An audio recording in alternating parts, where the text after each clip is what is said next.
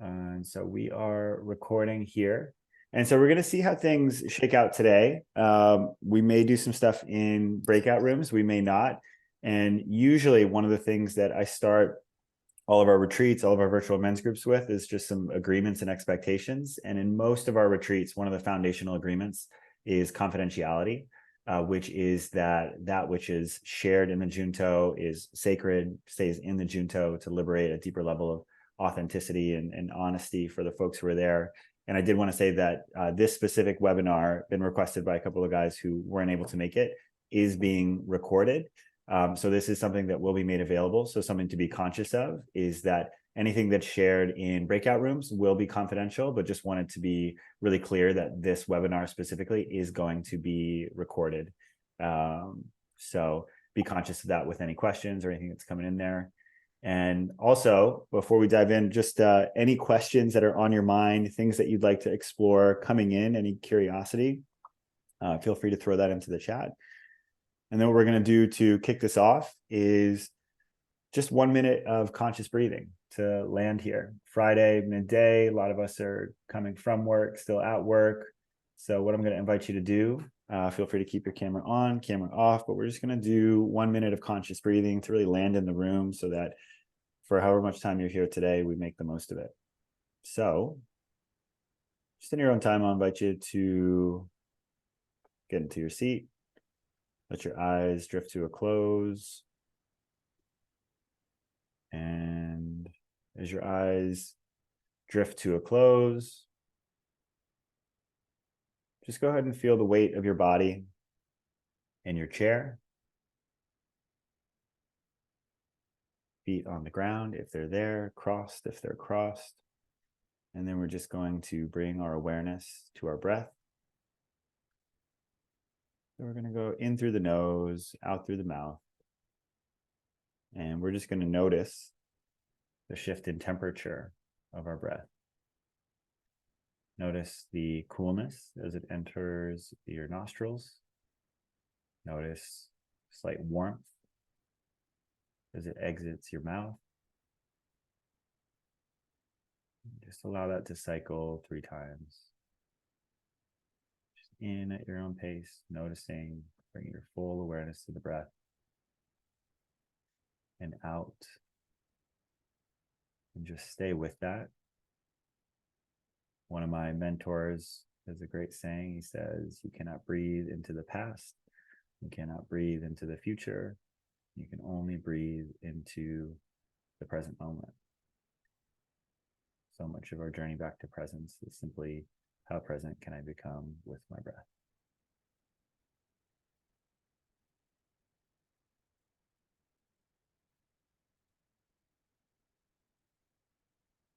And one more time to ground into your space, just notice the temperature of the air around you. What does it feel like on your skin? You notice that on your arms, on your legs, on your face. Notice the coolness or the heat, wherever it's at. And then from this place of presence, I'll invite you to take in one more intentional breath, in through the nose, out through the mouth. And then we will come back into the room. And that's not the only breathing that we'll do here today. We're going to talk about the first pillar of the Junto pretty soon here. It's all about emotional fluency, emotional mastery. And one of the ways that we connect with and amplify our emotional experience is also through the breath and simply allowing ourselves to feel that fully. So we're going to have another opportunity to explore the breath and how we can use it as a tool. So first, I'll just introduce myself and the Junto and some very quick context. Again, I do not want today to be me talking at you. I want it to be interactive, asking questions, you really in your own process, doing your own work. But I do think it's just fascinating to contextualize men's work as a whole of really what is it? What is the history? And especially as we get into modern times, where does it come from? Where did it formalize? And so men's work is really a tradition as old as time. In my estimation, men's work is really just the practice of men and society at large trying to explore and evolve our definition of masculinity so that men can live more fulfilling, purpose-driven lives and contribute more effectively in society. And when you think about the identity of men, masculinity, which is fundamentally what that is. If you look at the actual etymology of the word, masculinity is defined as a collection of traits, characteristics, and actions or behaviors that we associate with the experience of a man. So just again, like, what is masculinity? Masculinity fundamentally is the characteristics, traits, and behaviors that we associate with the experience of a man. And so the idea that there is one definitive masculinity, what it means, it's not. It's inherently subjective, and it shifts as society shifts. And then we have our personal connection with masculinity, which is our understanding of what it means to be a man. And we're going to talk more about that internal understanding of masculinity, which I think is more important for cultivating desired behavior in the world, which is really all about understanding the inculcation of masculinity, what it is that we grew up seeing masculinity projected as in the media, by our friends, by our fathers, and really coming back to a more grounded and authentic definition of what masculinity is for ourselves and how we actually do that.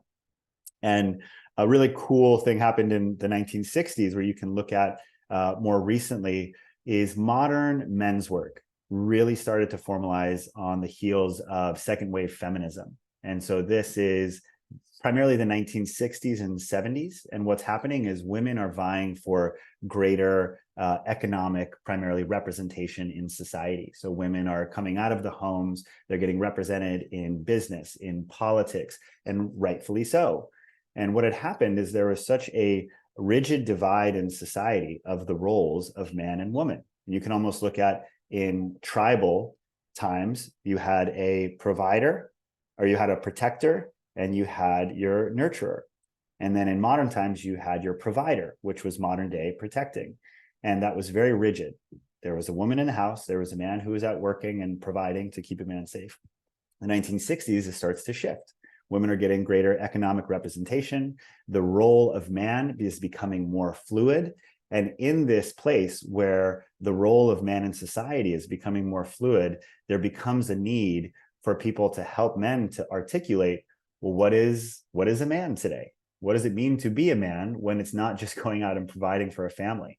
And so you have people like John Green and Robert Bly and King Warrior, Magician Lover, and Iron John, and all of these books that really start to saturate the public consciousness. And this is where a lot of things like the Mankind Project started to host men's retreats, modern rites of passage.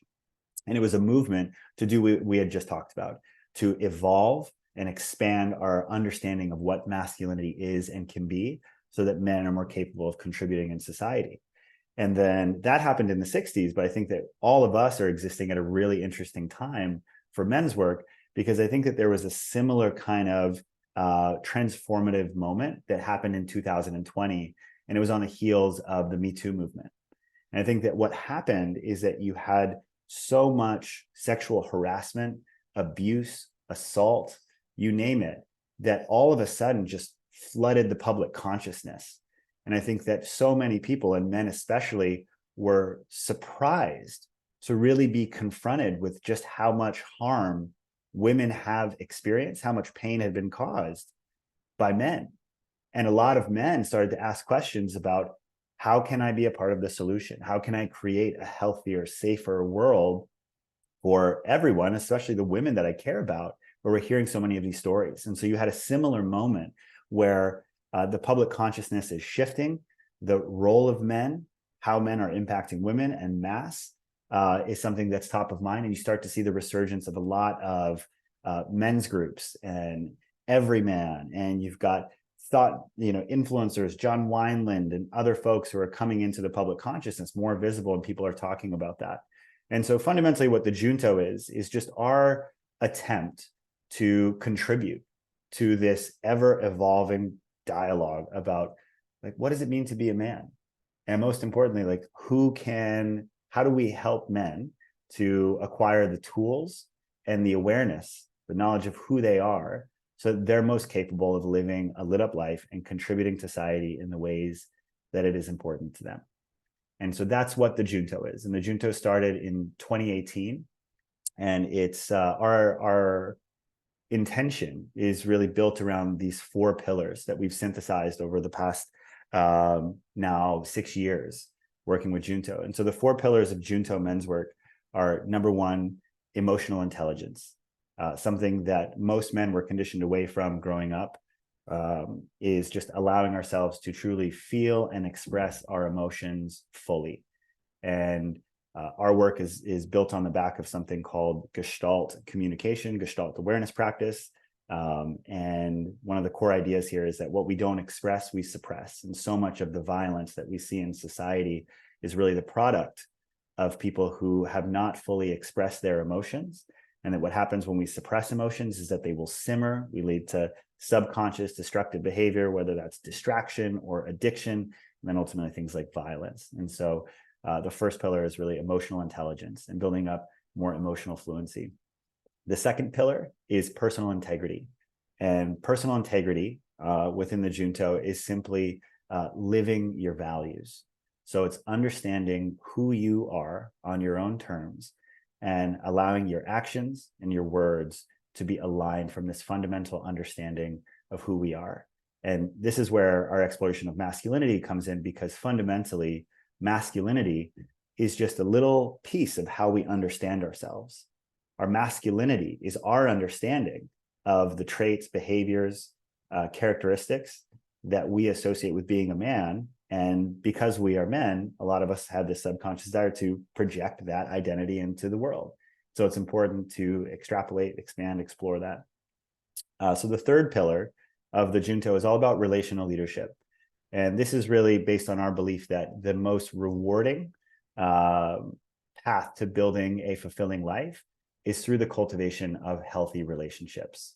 And again, this is really grounded a lot in current research around the loneliness epidemic, which is hitting men even harder, but the number of men who, do not have any friends, like no correlation with any sort of social groups, is going up. And when we're not connected, again, that's just a cesspool where antisocial, destructive behavioral brews. And so giving people the tools to turn so much of that emotional fluency, connection with ourselves, into strong, healthy relationships with the people that matter most to us, whether those are children, spouses, coworkers, you name it. So that's the third pillar, is relational leadership. And the fourth is really all about purpose and service. And it's fundamentally, when we look at so much of the rites of passage that existed for men throughout history, they were very hierarchical. You had a group of people who were defining, here's what it means to be a man, and you would step into a new responsibility or identity that was predefined.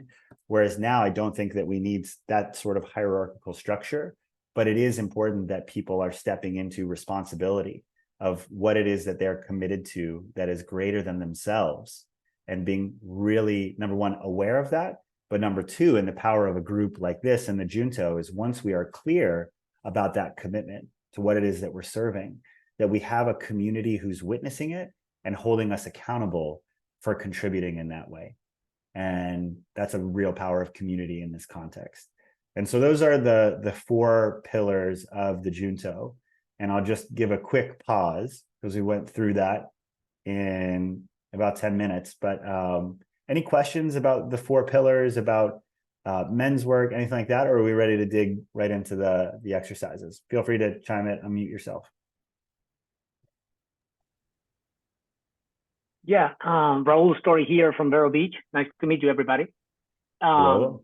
Yeah, this is my first time in this group, in this network. I met Andrew in 2019, I think it was, through Maverick event in Camp Maverick.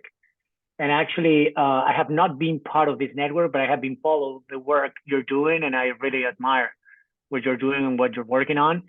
And so I'm coming just to see, my expectation is I have no expectation, and I'm loving, the work you guys are doing, and would love to learn more about it. And yeah, I'm very excited to hear what is it about and to experience this with you guys. Beautiful, Thank you. man. Thanks for saying that. And I think, one of the things I appreciate your openness, and one of the things that we've really prided ourselves on at the Junto is that there is no sort of belief structure or rituals or things that you need to kind of opt into to participate with the Junto. We have a set of tools that's really cultivated primarily around curiosity, getting really interested about what's real for us as individuals, who we are, how we want to contribute in the world. But I've really tried to stay as much away from any sort of dogma or just beliefs about like what is, and really just providing a platform for men to go deep on their own terms. And so I appreciate that openness and trust. Cool. Well, let's dive into the first one of emotional intelligence. And so just curious for the guys who are here, how many of you have ever consciously studied, practiced, tried to cultivate a deeper relationship with your emotions, whether through books, whether through workshops? Like what's been alive for you? Like Jason, Addison, Raul, what's been helpful for you on that path? I'll just jump in. I'm currently working with a cognitive behavioral therapist right now to help me kind of gain some insight into kind of man, it's kind of like what one of these folks here said. Nick, I think, said it, which is like I feel this thing. It's pissing me off. I don't know what it is. Yeah. I don't know why I'm feeling it. I don't know why I want to just rage against, whatever it is that's challenging me. I can't unpack it. And so originally I'd actually gotten with this therapist over a year or two ago to actually help me with a specific phobia. I'd never go to therapy before this phobia like started to actually take over my life. So that's a whole nother box. But I'm just saying, like, then just recently, like in the last month, I reached back out to him and was like, hey, I actually need some help with something that's completely different. And it's been eye-opening, just like really unpacking emotional intelligence and the potentially destructive nature of suppressing, like you talked about. Yeah. And, I just saw Nick's comment, which is honestly, you teed me up beautifully here, Nick, for our specific approach to the emotions. And so we talked about some of the negative aspects of suppressing emotion, but something that's important to introduce here before we really dive in is also the positive aspects of cultivating deeper emotional fluency. And that is to create trust, safety with other people, to become, this is my word, but empathizable. It's, so often we're in judgment, we're in criticism, we're in our story being right or wrong. And what happens is that when we develop a relationship with our emotions and we start to share those with other people, we're so much more capable of creating intimacy, like real intimacy in our relationships, not just connection, but intimacy.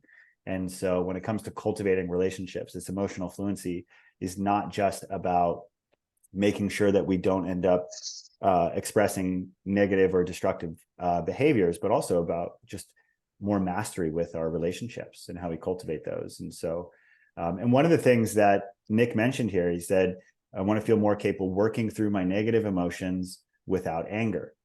And I think this is also how I related to anger before, is that for so many of us, our experience of anger is one of being destructive. It's when we are going into places of anger, we notice ourselves speaking in ways that are out of alignment. We notice ourselves throwing things, punching a wall, going out drinking, doing drugs, whatever that might be. And so our experience of anger is one that is destructive. And so the idea is that we need to avoid it.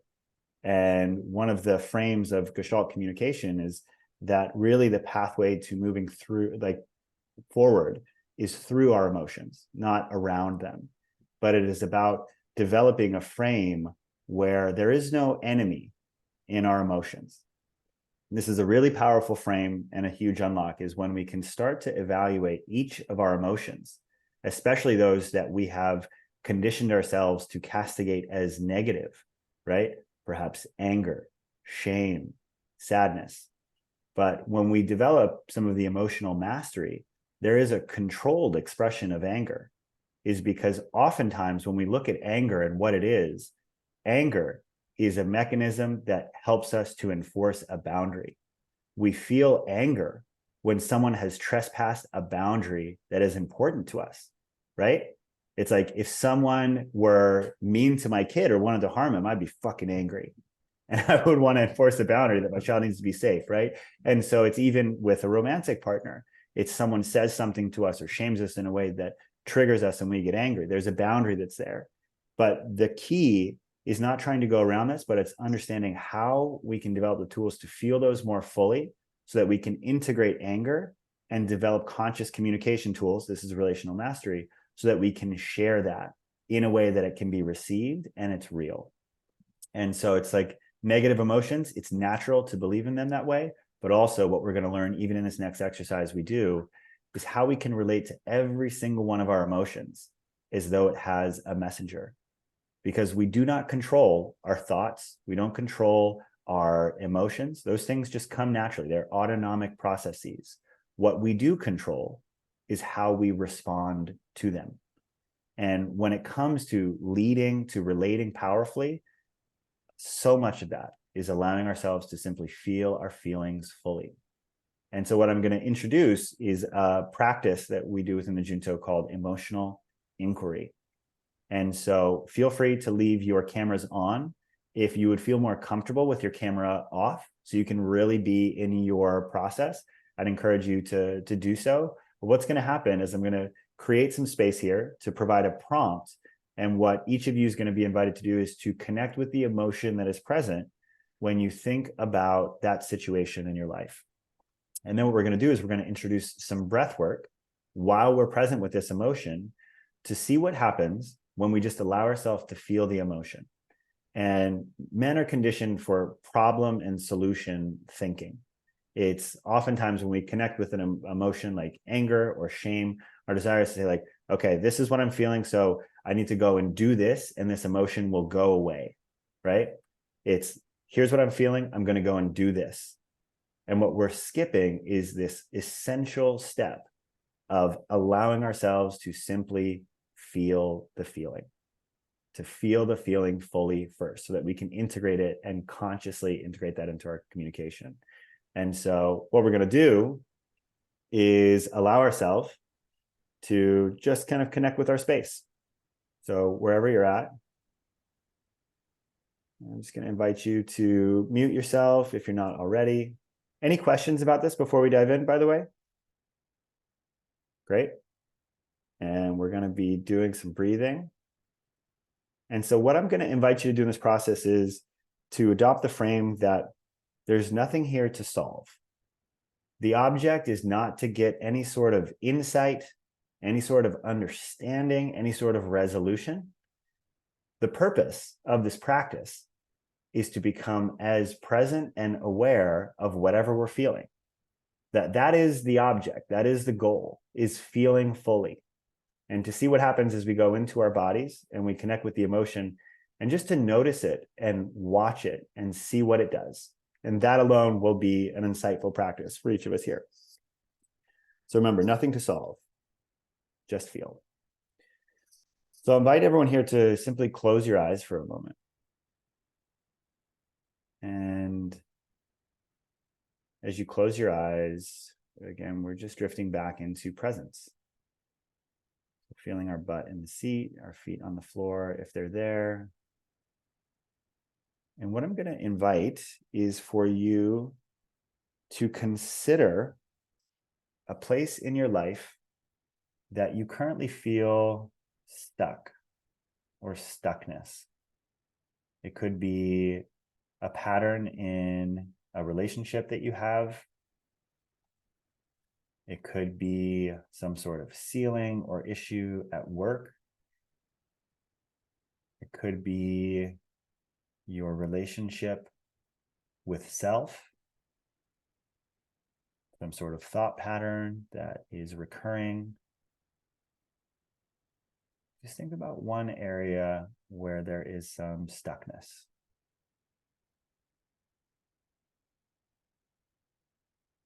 And as you think about that area where you're feeling some stuckness, what I invite you to do is just to check in with the physical sensation in your body. So just becoming present to what are the physical sensations that I'm aware of.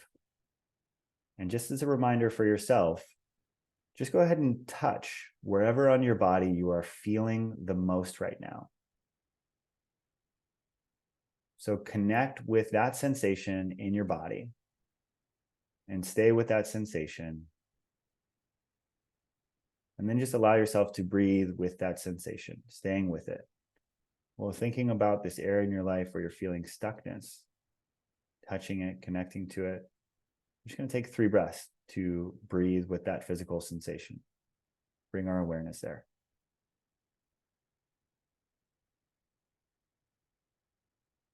And now stay there, stay in our inner experience.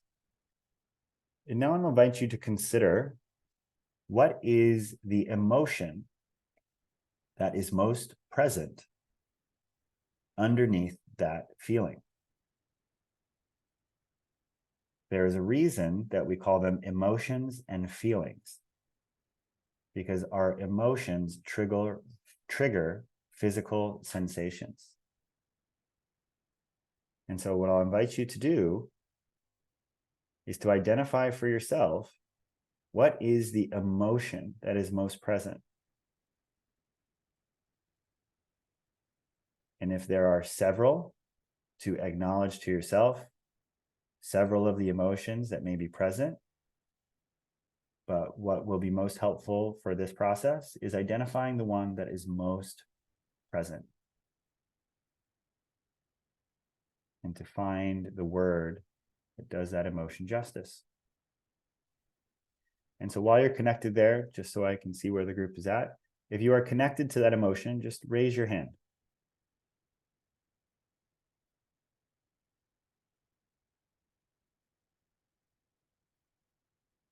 And stay in your experience. So going back into the body, feeling the emotion. Now just ask yourself some questions about this emotion. And you can put your hand down now, staying with the emotion. And now we're going to afford some curiosity to our emotions. So often, our impulse when we are feeling our emotions is to solve, is to do, rather than feeling fully. So what we're going to give ourselves a moment to do is to experience emotion differently, with curiosity. So as you're feeling this emotion, let's ask ourselves, how long has this emotion been present? So consider for yourself, how long has this emotion been here? How long have I been feeling it?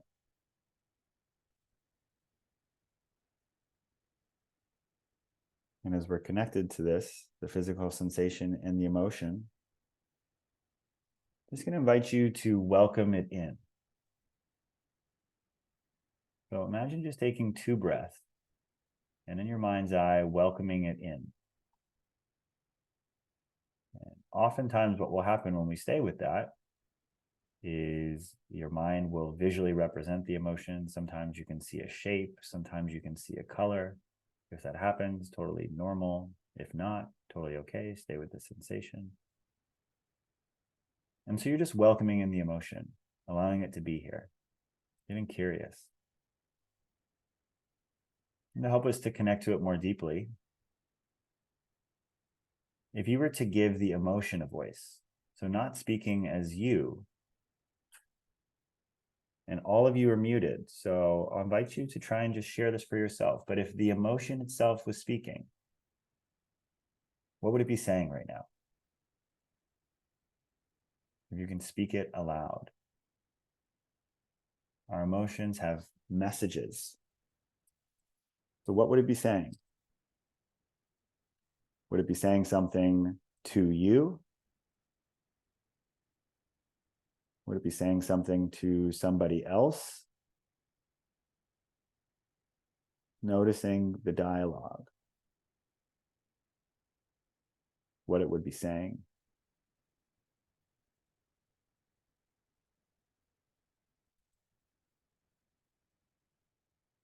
As you get present to this emotion, what would it feel like if you were to speak to it? This emotion, a piece of you, it's not you, but it's a part of your present state of being. So imagine if you could say something to the emotion. If you could say, here's how you make me feel. When you are here, here's how I act. Here's how I respond to you. To send a message to the emotion. To actually try and communicate with it.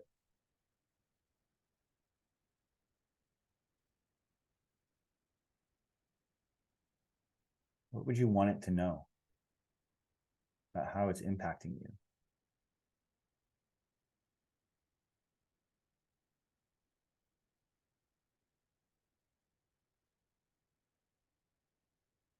And as you connect more deeply with the emotion, again, I'm just going to invite you a moment to just connect with your breath in it again, and just, again, connect with the physical sensation, wherever it's moving, the emotion behind it.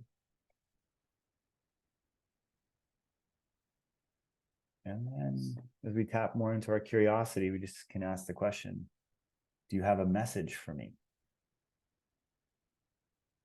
Does this emotion have a purpose?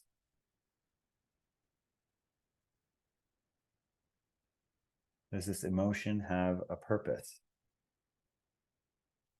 Something it wants you to know.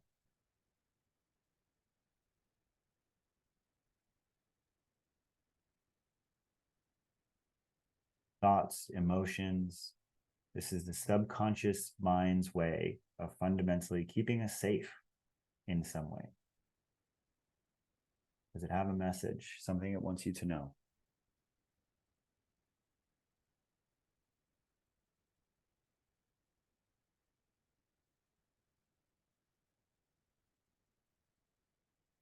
And we're just going to stay with this emotion again. And we're going to do a brief breathing exercise to see what happens when we allow ourselves to breathe. There's something called a bioenergetic. Is that a lot of times emotions, especially those that are stuck, those that we're not feeling, they really get lodged in the body.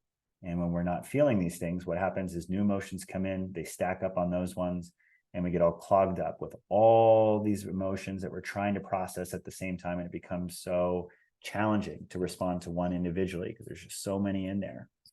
So what we're going to do is we're going to apply a bioenergetic process to this emotion. That just means that we're going to associate a physiological process to an emotional one. So we're going to breathe with the emotion. And again, this is weird. Let's just explore. Let's experiment. You're here. So allow yourself to be different, to do something that might feel strange.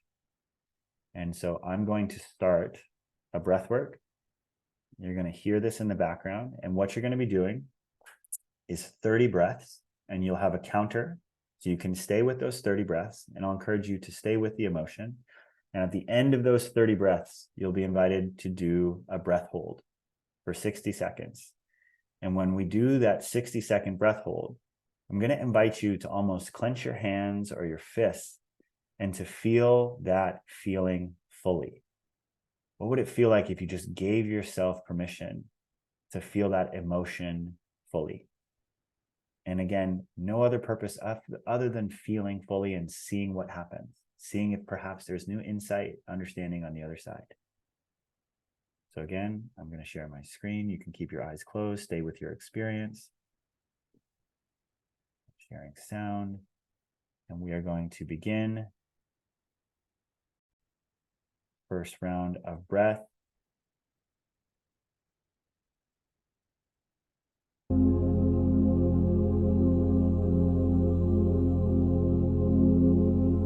And in through the nose, out through the mouth.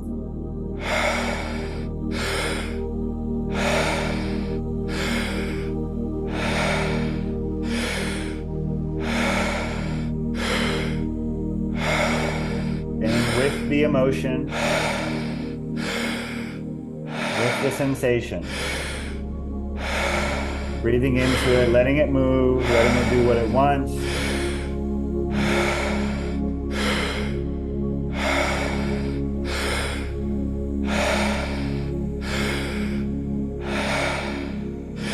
yourself to really find your edge. You're halfway there. Watching the sensation, seeing how it moves in the body.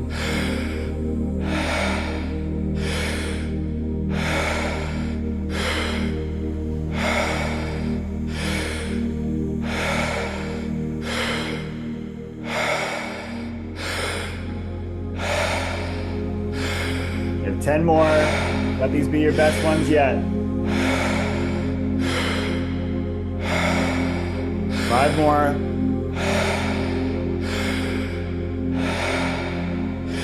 And you're going to breathe in and hold your breath on the exhale.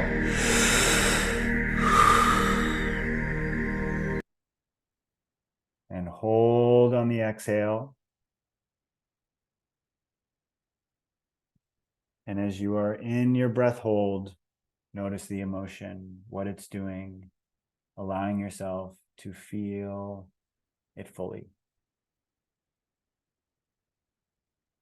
Becoming fully present to the body, to the emotion, what it's doing. Aware of any messages that it may be sending you.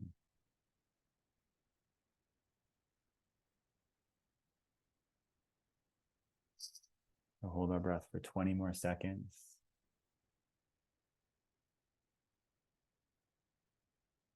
10 more seconds.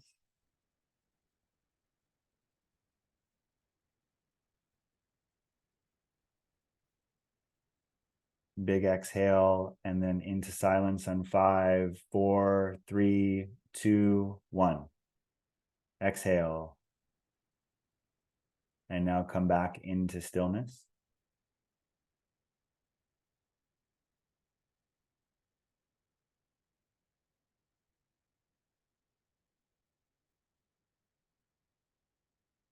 Present. Noticing what is the body doing now? Where is the emotion? And just one final question for the emotion, wherever it's at. What does it need, if anything? What does your emotion need?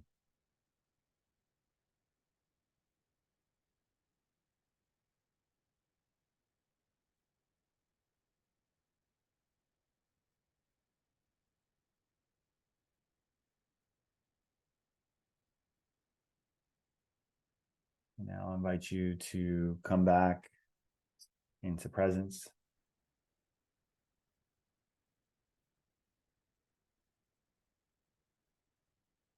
Greg, I noticed you had a pretty activated session. Would you be open to sharing?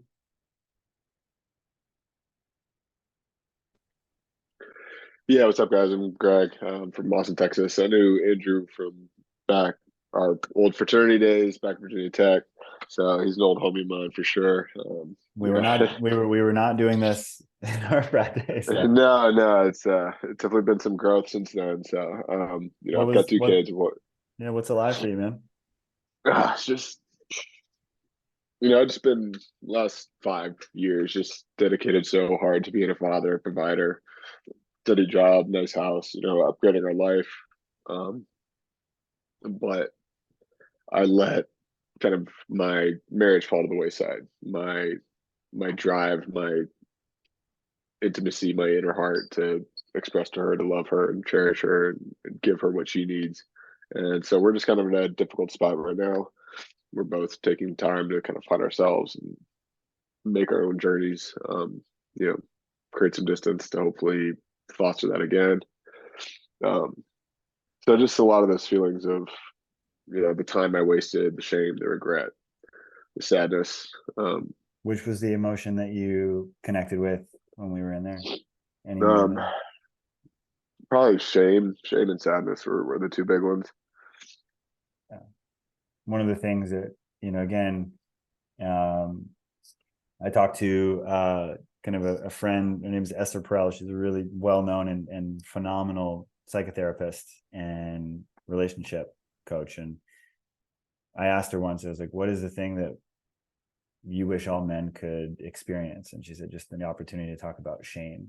of like, and even like the courage of you being able to talk about experiencing that, and something that's so important to reconcile is like that we all have our own shame. And it's like, even if you wanted to show solidarity, like we all have our own shame, and it's a part of life, and we so rarely have an opportunity to acknowledge that it is there. And again, it's like when we're not able to acknowledge that that's there and speak to it and allow that to inform our decision making, it just simmers, man, and it's so hard to deal with. And so yeah, I think, usually what we would do in a Junto is we would do an exploration like this where Greg gets to experience something that's there. And a lot of the way that emotional inquiry was modeled to us when we were younger was honestly through the lens of the feminine. Our emotional growth was modeled to us by our mothers in a lot of scenarios. And so there's an idea of masculine emotionality and feminine emotionality. And a lot of the feminine energy wants to console. It wants to show that it's okay, that it's better, that we're here. And there's an element of what we call masculine emotionality, which is holding space and helping people to feel what they're feeling fully, of not needing to resolve or alleviate, but to hold space for people to do that when it's challenging. And so usually what we would do in a space like this is we would take Greg into a deeper process where what we did individually, we'd go into a space where Greg could really dig into that. And something that I want to honor here is because there's something that's active, is that Greg, it's after the call, I'll reach out to you and make myself available for like a little personal thing. If there's something that's still alive there that we can go through together. Okay, brother? Yeah, sounds good, man. Yeah. I appreciate one of the things that we have here is like just a mechanism to show solidarity. I think Jason might have said that, like, why he's here was like fellowship, but this is, I feel you. Right. And it's, again, there's something that's powerful about, I can see everyone here, and sorry, the power just went off here. Hopefully the backup generator goes on. Is when Greg was sharing, when we are truly tapped into our emotions, people can't look away. We're biologically hardwired to pay attention when people are sharing something that is real. And our emotional experience is one of the realest things that we can ever share with somebody. And so, like, again, thank you for the courage to even open up and to share that. And I'll reach out afterwards to see if we want to go a little deeper and see how I can support. Okay, brother. Thank you. And this is the emotional fluency of allowing ourselves to feel what it is that we are feeling fully. And because very few of us were ever taught this skill, building up the capacity to hold the totality of our emotions, we oftentimes just let those simmer there. We avoid them. And so a big part of the Junto is, again, it's not solving emotions, but creating space and helping men to feel their feelings fully and understand that when we do that, there's so much wisdom in that experience of there's no enemy in the emotions. They are there because there's something important that is happening that needs to be addressed. And it's only in curiosity that we can extract those really important messages. So any questions about this pillar of Junto, men's work, why we do it? Any solidarity for my brother, Greg? Thank you for sharing, Greg. Brother. And a couple of pounds on the chest Yeah. there. Yeah, thanks, guys. Yeah. So as we move on to the next aspect of the Junto, and this is one where, again, we're going to get interactive and you'll have an opportunity to look at it. Hey, Andrew. Yeah, Jason. I just I just wanted to share. Yeah, no, I don't want to compare to Greg or, judgment free, and I'm kind of judging myself and scared to follow it. So anyway, but anyway, the point is that, like, the one thing I was thinking about the emotion, I guess my experience, like, first of all, I didn't think I was gonna be able to hold my breath for a minute, and I think I got through it.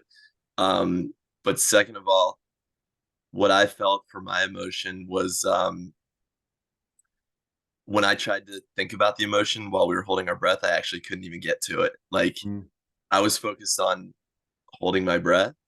Um, so I don't know if that was part of that, but it was actually helpful to me because when you asked like at the end, what is your emotion need? If anything, it was like the first thing I said was nothing. It was like it needs space, and like I think that's what happens to me the most is I do have all these feelings and emotions based on things that happen, and they're running through my head, and the best thing I can do is be present and breathe because when you compile them in your head like you talked about, it's like it does feel overwhelming, but if you kind of just be present, I just realized that I have time to handle the things that are happening. It's like when they race in my head, Totally. it becomes overwhelming, but when I step into the moment, it's like it can all be dealt with. It just needs time, and that's available. Well, you talked about space, man. And again, that space so often exists on the other side of allowing ourselves to feel those feelings. Because when we don't feel our feelings fully, what happens is they result in stories and beliefs, and they crop up as, if we're feeling shame or if we're feeling sadness or anger, it doesn't just stay as a sensation, that ends up into a thought, right? They're inextricably linked. And so just by allowing ourselves oftentimes to feel something, what happens on the other side is spaciousness, like you talked about, right? And like you can, in a lot of ways, just by feeling it, and then it doesn't need anything. It just needed to be felt, was oftentimes what an emotion needed, was to just fucking be felt, to acknowledge that I'm here, right? Right. Truly. And that's what I do. And maybe that's my awareness of, my first instinct is when someone shares something with me, how do we help solve this? And I guess even with myself, I can say that like taking action or communicating is like what I need, but sometimes maybe I just need to let it sit and process, and it's going to take care of itself in a way. One of the most beautiful things we can practice with our partner is, again, it's if we cannot be with our own emotional experience, how adept are we going to be at being with our partner's emotional experience? And again, masculine, feminine dynamics, not gendered, but if we're with the feminine, it's the feminine's capacity to feel fully and intensely is so much more amplified than the masculine. And so if we can't be with our emotional experience, how can we be with the feminine? And so it's like the more that we can be with our own, the more capacity we have to be with our partners. And what I'll invite there is, Jason, I really appreciate you sharing, a pretty clear message that you got from yours. If anyone else had a really clear connection or a message or something that was insightful, I want to continue to honor our time and kind of work through this. But if you did have something that came up for you, something that was real, Jason, I appreciate you sharing about your experience with your wife. And I need to be heard, again, clearly. And then we'll talk about relational leadership. It's like, this is precisely the thematic through line here of, again, when we feel our feelings, when we can listen to these messages, but then how do I actually share practically in a way that people will be able to receive my emotional experience, is really the relational leadership aspect. But if anyone here wants to share something that came up for them in that exploration, go ahead and drop it in the chat. I'd love to see it. And then again, just I think reinforce some of the solidarity with the group. And the next pillar of the Junto that we move into is personal integrity. And so again, personal integrity within the Junto is living according to our values, having our actions, our behavior, our words aligned with our values. And so fundamentally, if we want our actions and our words to be aligned with our values, we need to know what our values are. And so much of what drives our exploration and inquiry in this arena is something called the identity model of change. And this is also why we are curious about masculinity, is that when you look at all modalities of personal development, human transformation, fundamentally at the core, like I would say, like what most of it is about is behavior change. It's we're trying to change our behavior in some way that benefits us and how we're trying to live our lives. And when we look at behavior change, we often think about strategy and tactics. Strategy is what am I going to do? What's most important? Tactics is how am I going to do this thing in the moment to be most effective? But truly, when it comes to sustainable behavior change, the most important factor to reconcile is our identity. And our identity is our sense of who we are. And William Alexander, the father of modern psychology, he got up at a conference once and he said, talking about his body of work over his entire life, and he said, at the end of the day, people will do the things that align with who they think they are. People will do the things that align with who they think they are. And so similarly, if we have a subconscious understanding of what masculinity is, what are the characteristics and behaviors that I need to express to be a man, we'll express those in the world. But if our understanding of what it means to be a man, what it means to be a good person has evolved from the time that we started to develop that concept of masculinity, it's really important to articulate that directly so that we understand not only what does it mean to be a man, but what does it mean to be Addison or Nick or Jason? Like, what does it mean to be that person? And the most accessible and practical way to do that, in my estimation, is our values. Our values is an articulation of the concept of self, who we need to be the best version of ourselves. And there's an exercise that I'll give to you here as a way where we're going to start this here, and I'm going to give this one as something that you can do on your own. You can do it with a partner, you can do it with a friend. It's helpful to simply think about values as your modus operandi. This is what I need to do to be the most me. I need to do this to be the most me. And so you can do that conceptually. So even if you're writing down right now, you can write down any that come to mind for you. So for me, connection, novelty, service, communication, love, right? These are some of my foundational values, and I can express them right away, just off the top of the head. But there's also a really practical way to explore them without being theoretical about it. Because I promise you, if you look at the best moments of your life and also the worst, that at the best moments in your life, it was the best moment of your life because your values were being expressed. And in the worst moments of your life, it was the worst because your values were being suppressed. And so what I'm going to give you an opportunity to do right here, just as a placeholder and something that you can explore, is, yeah, Ro, I'll put the 4 pillars in there, and then is to just write down this prompt for yourself of what is one of the peak moments of my life. What is one of the peak moments of my life? Just one.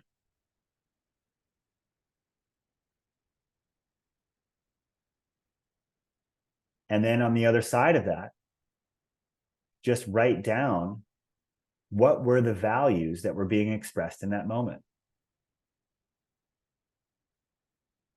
So it's like, I would look at like my wedding proposal, right? And it's like, what values are being expressed?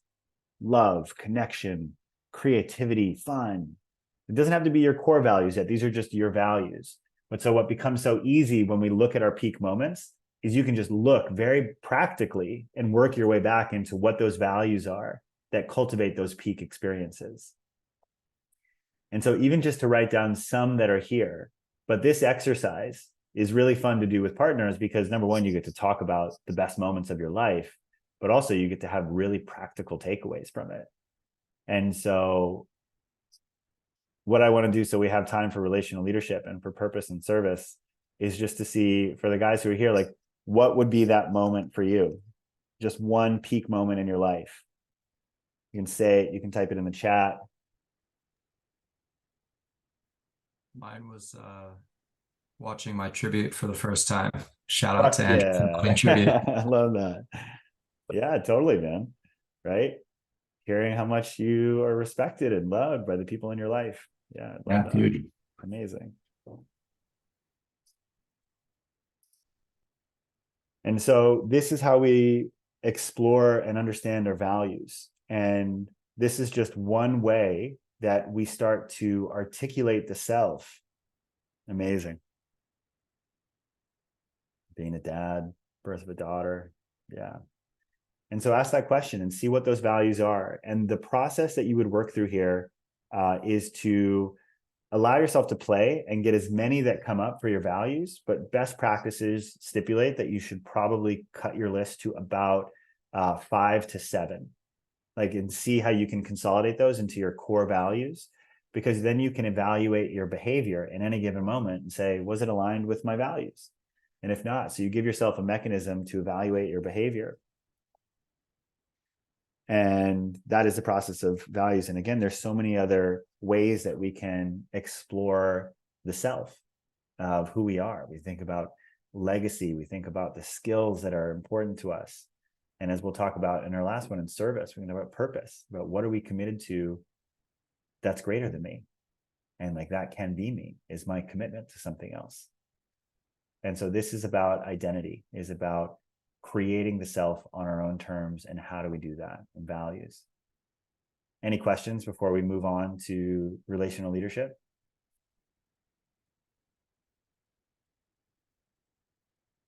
Amazing, dude. Duty, honor, loyalty, strength, faith. Love it. Yeah. Beautiful. So what we're going to do is move on to the third of the pillars of the Junto, and that is relational leadership.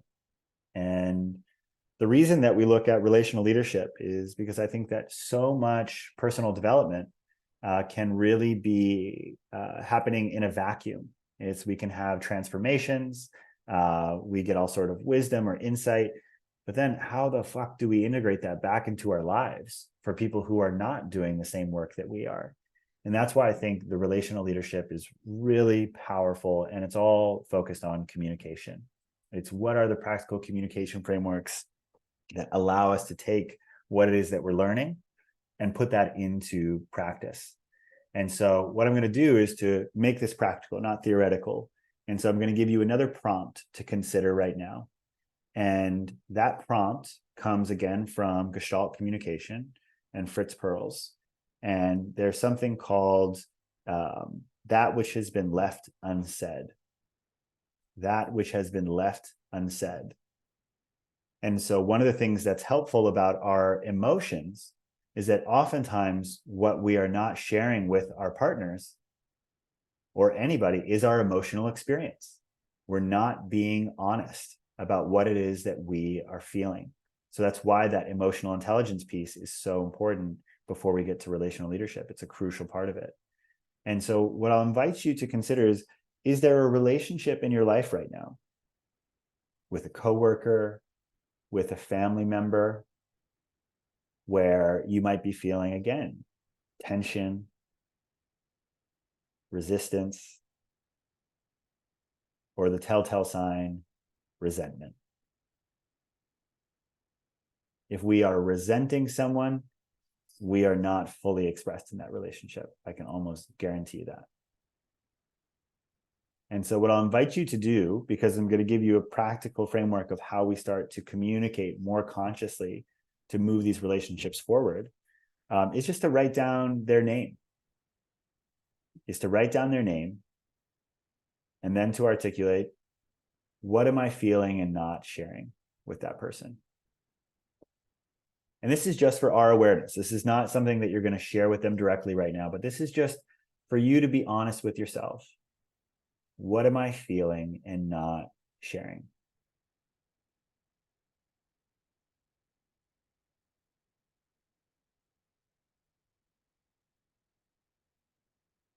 And so this alone is a pivotal step in relational leadership, is simply coming out of oftentimes what can be a victim mentality of something is happening to me.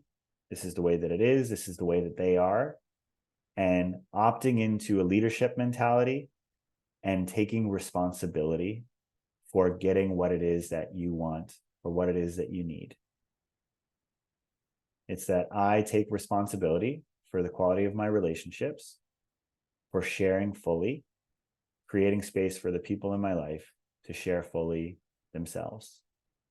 And one of the core frames of the Junto is that our authenticity is not just about us getting what we want. is that our authenticity is truly an act of service when we have compassion for the people that we're in relationship with. Our authenticity is an act of service because it creates space for the people who are around us to share what they're holding on to. And so often when in our own experience, we forget that if I'm holding on to my own emotions of shame, fear, anger, sadness, we just project that other people don't have that experience, that they're just floating through life and feeling great all the time. No, it's everyone has their own experience, and it's challenging to share all of it. But when we master some of these communication skills, when we are courageous enough to share transparently, especially with our emotions and not with our shame or judgment or criticism, we create space for other people to be authentic too. So our authenticity is an act of service. And so the first step when we step into conscious communication is just acknowledging that there's probably a reason that I have not shared this. So like, what's the reason that I haven't shared this? And can we acknowledge that the reason is because we have an assumption about how that person will respond negatively? Almost always the case. Because if we thought they were capable of receiving us and responding positively to it, we would have shared it already. So what's really important is to take ownership over our story, over our projection. So it's we write down, I've been assuming if I shared this, you might X. This is step one, owning our assumption, our story. Because when we assume how people are going to respond to us, we are taking away their agency to respond for themselves. Think about someone else doing that, someone else who's holding on to something against you, and they have a story that you don't want to hear, that you're not capable of hearing it. Do you want them to hold on to that, or do you want them to bring it to you? I would want to know personally.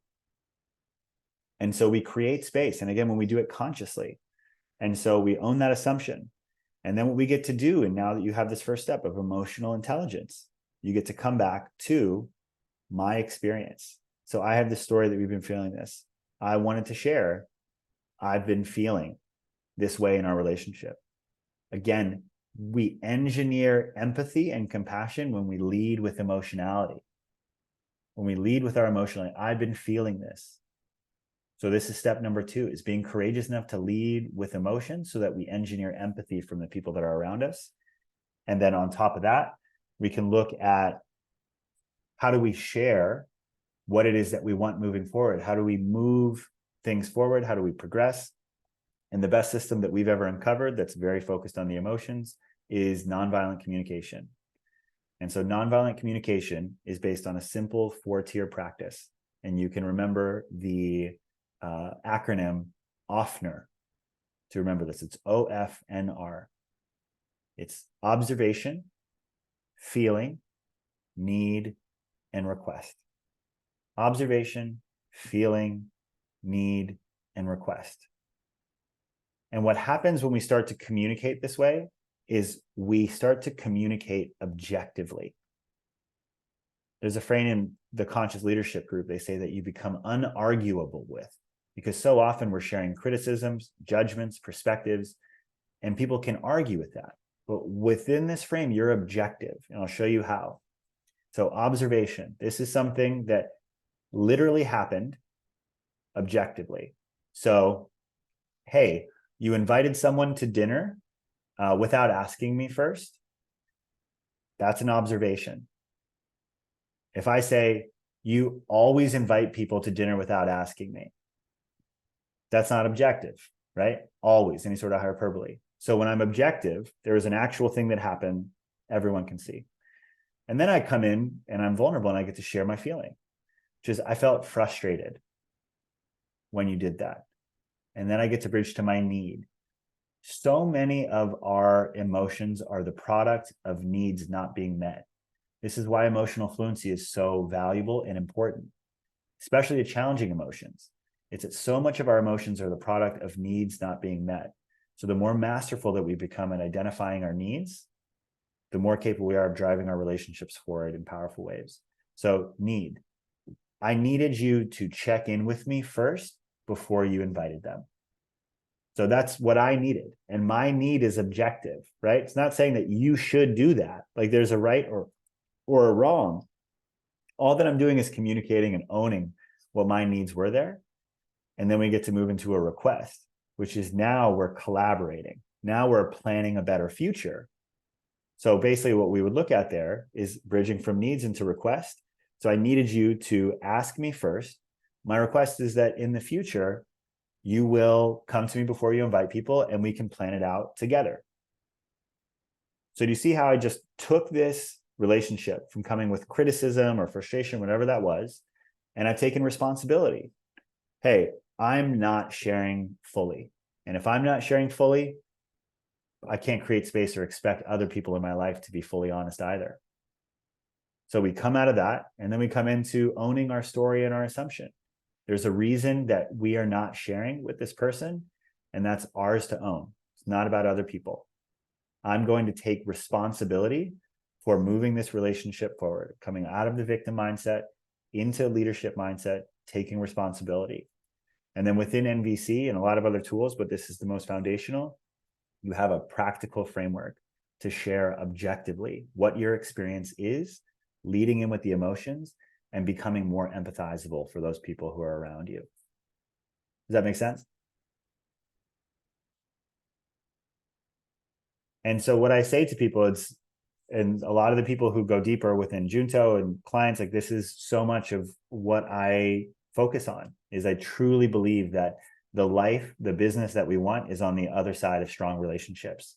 Is that if every important relationship in your life was above the line, co-founders, co-workers, kid, wife, girlfriend, if every relationship in your life was above the line, your life is fucking gold. It's like that. If we can build those strong relationships, the people that are working with whatever we need, that success and deep meaning lies on the other side of that, and profound connection, which is what makes us truly happy. So that is a third pillar of relational leadership. Any questions on that, guys, before we move on to the final one? And then I'm purposely leaving some time at the end so that we can do some questions and check in. Yeah, Jason. Andrew, what I have found on this one here, this leadership piece, has been consistent this year, has been like my reason why not. And I've not really been able to find an answer to this. This is a current brick wall. You're absolutely right when you say that the reason why you haven't been, approaching it this way, relational leadership, is because you have an assumption. And the assumption that I keep hitting with a particular type, especially of a strong male figure in my life, whether it's, someone who I work with or my best friend of X years, is that they have not even approached the concept of emotional intelligence. And I know that because of the kinds of conversations that we have, that they're like, let's say like the stuff that we're leading towards in this group here, just by self-selection, these guys are already like, on a 1 to 10 scale, they're no less than a 7. These are guys who want to go from 7 to 10. And it's like, but the people who have a really hard time approaching, and my excuse for not approaching them in this way is that they're like in that 4 to 5 space, where it's like you haven't even acknowledged that this is something that you should be thinking and working on. You're still working in that old paradigm of what masculinity was. And so I will make myself vulnerable by showing you this, one of my tools and techniques or approaches upriver, you know what I mean? And so that to me has been my personal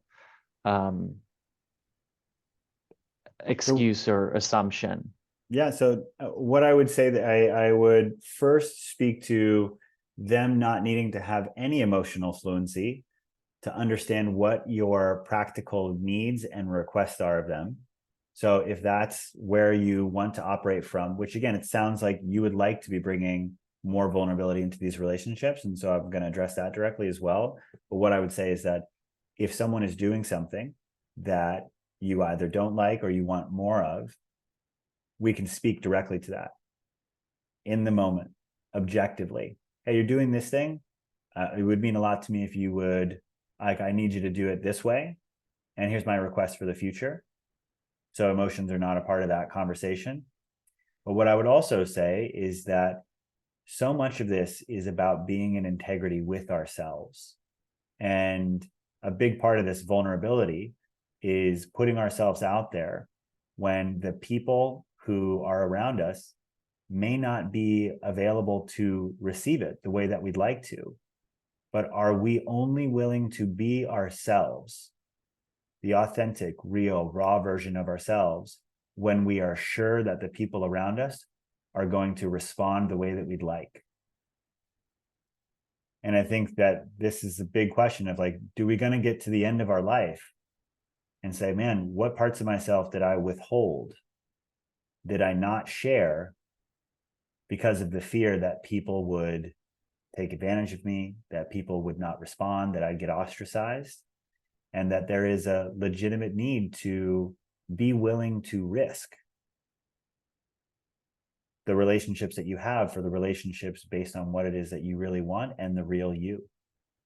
And that is that vulnerability piece. But honestly, man, it's what I find time and time again is that when we embrace that vulnerability, it's that, especially for those who aren't there yet, it's that it is doing it ourselves, living it, that creates the space for those people to do it as well. And we can't wait for other people to do it, for us to do it. And if we had more time, we could talk about, because again, the reason that you're not sharing is because there is a fear about how they would respond to you. So what would happen, how they'd get taken advantage. And there's a lot of tools that we address more deeply in our retreats and our workshops about how to address and integrate those stories that inhibit us from taking courageous action in our life.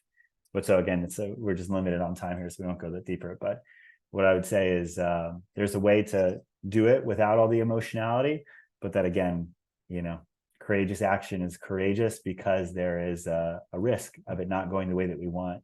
But the bigger risk is not being ourselves with the time that we have here on the planet.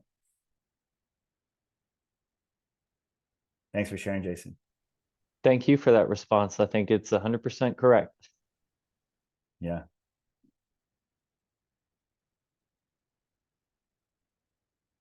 And so I love the question here, Jason, about in the workplace. And so I'm actually working on an article right now, because this is one of the biggest pieces of resistance that I get is, in the workplace, will people be open or receptive to me communicating this way?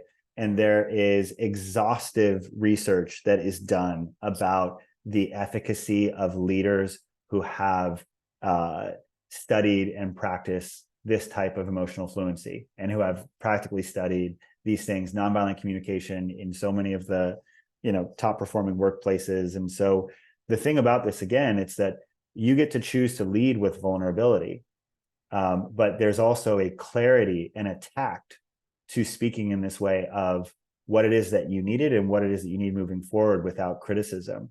And so what we're not doing is showing up as a fire hose of emotion and here's what I'm feeling. What we're doing is taking true ownership of, here are the practical things that need to get done, right? And speaking from a place where you can engineer this type of empathy.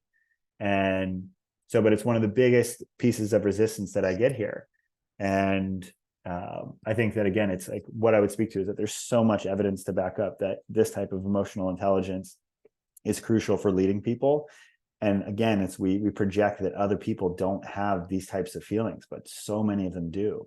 And when we have tools to share them consciously, we create space for other people to do the same thing, to be themselves. And it's just a bigger question about, how do I want to operate in the world? And if this feels aligned, then there's a deeper level of study and practice and commitment and exploration that's helpful for that. So cool. So any other questions, we'll drop them in the chat for right now, because we're right on time going into our fourth and final pillar of the Junto. Ever since we started this, I was really absent of any sort of purpose in my life when I graduated from college. When Greg and I knew each other, I was a lot of fun. Greg can confirm that. But I graduated getting ready to go into hospitality, totally full of insecurity, didn't think I was smart, you name it. And the first sliver of hope that I experienced was an experience being able to work with young people with disabilities who were playing sports. And Jason got to experience some of Dreams for Kids stuff, I think, when we were in DC. But it was really when I saw that I was so obsessed with myself and figure out what I wanted to do, but that it was only when I was finally able to commit myself to the well-being of others that I found that my life had some value itself. And ever since we started the Junto, and so much of men's work throughout time has been grounded in how do men live a more fulfilling life for themselves, but also how do they contribute more effectively to an evolving society and world. And so I think that this piece collectively is so powerful about creating a container where men are able to explore and identify and really clearly articulate what it is that they are committed to in the world. And I think my definition of purpose is a commitment to the service of something greater than the self. So purpose is a commitment to the service of something greater than the self. And when we think about how do we articulate that clearly, I'm going to introduce one final exercise for us to explore today. And again, we're doing a really introductory form of these so that you have some things to think about when we leave here. But so if you're writing down on something, you can just write down the 4 C's.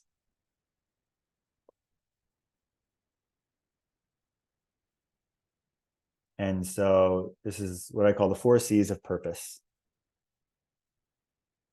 And so your first C is causes.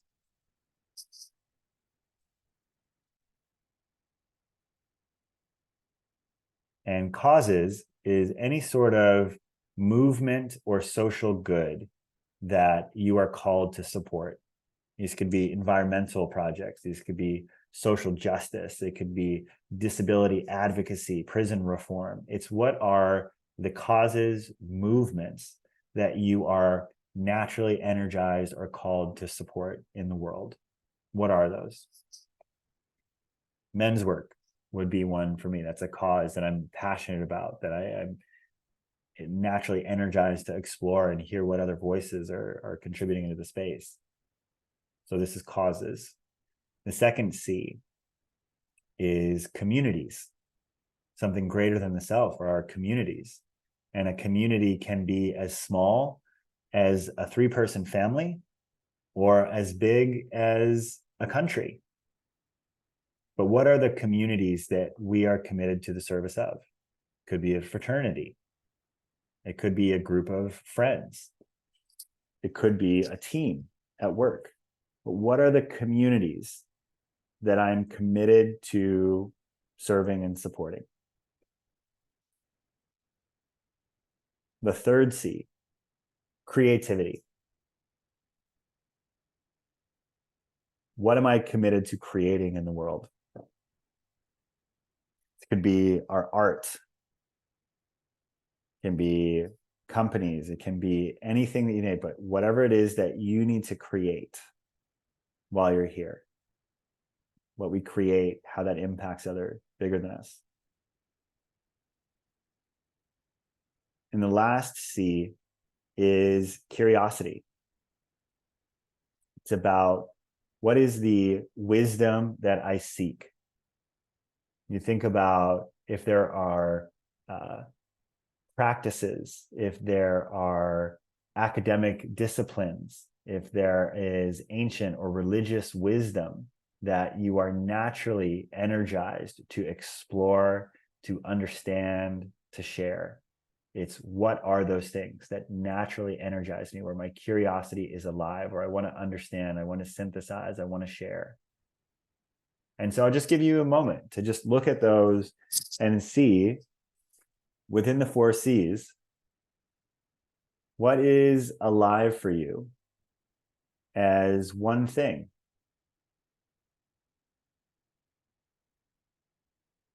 I think one that's alive for me is who I want to help. I want to help people who struggle with social anxiety. That was something that was really present in my early life. And then I spent a lot of time synthesizing very practical tools to transmute social anxiety. That's a community that I want to help. Also tied to my art. I want to write a book that helps them. So both of those things.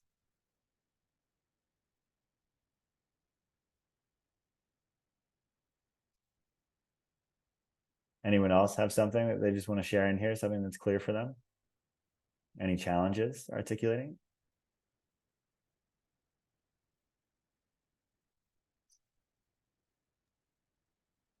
We just moved to Austin, so I think for me, Oh, I didn't know community. that.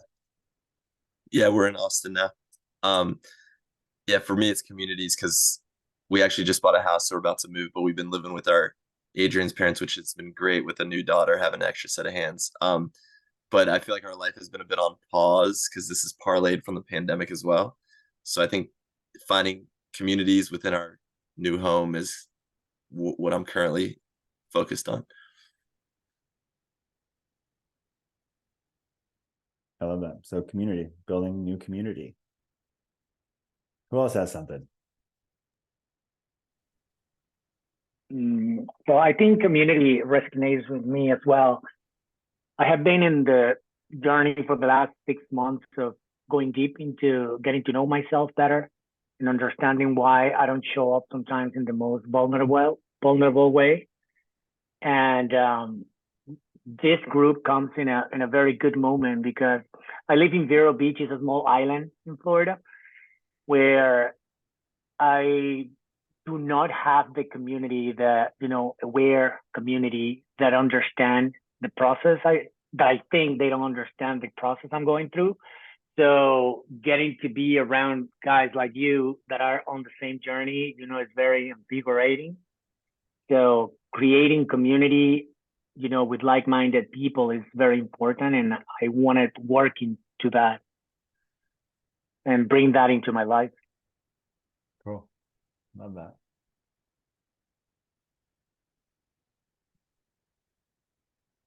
Look at that. Jason's got a strong community opening up already, Jason. Jason's unite. Cool. And again, it's when we think about this, it's just that if we want to feel good, help someone else to feel good. And, in terms of like how we want to contribute to the modern men's work conversation, I think that this grounding is so important. Just understanding that it is not about us, but being very clear about the causes, the communities, the creative pursuits that this is supporting. And being tapped into that deeper sense of clarity is the most sustainable well of emotion that we have available to us.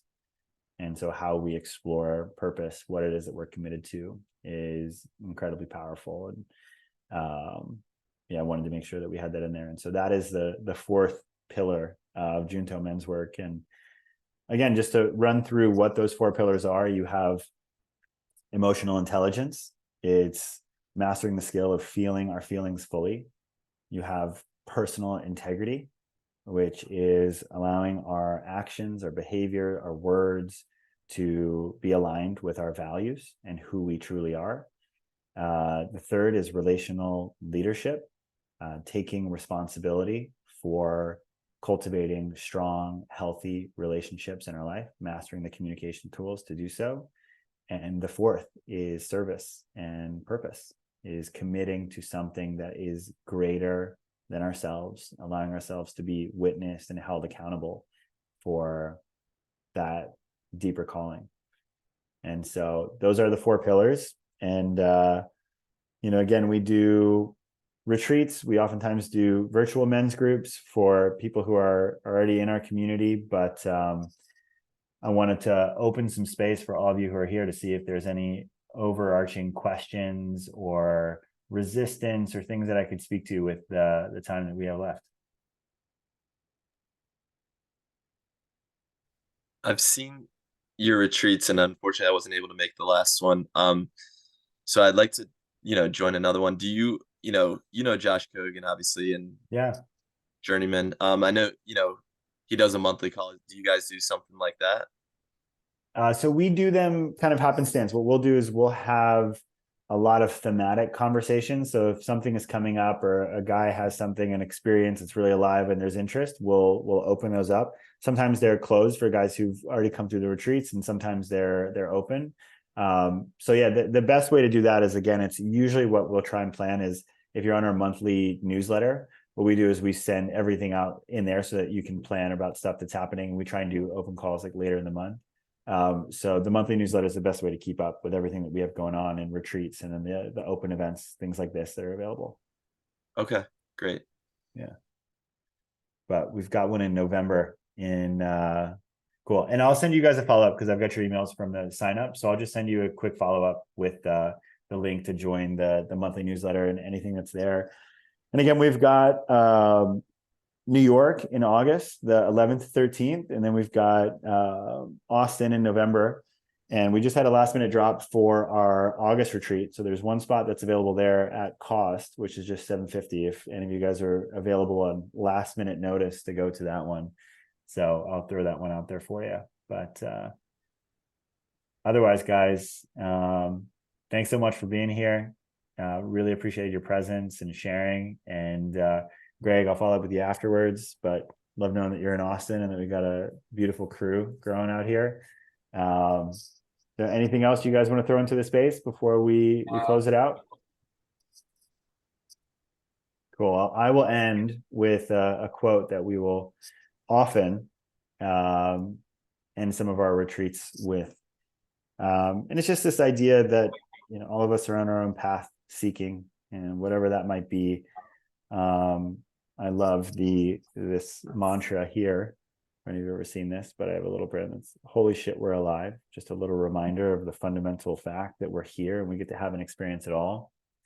And for whatever questions that we're asking, whatever we're pursuing, this one is always relieving to my heart. And it's a quote by Rilke, and it says, "Be patient towards all that is unsolved in your heart, and try to love the questions themselves like locked rooms and like books that are now written in a very foreign tongue.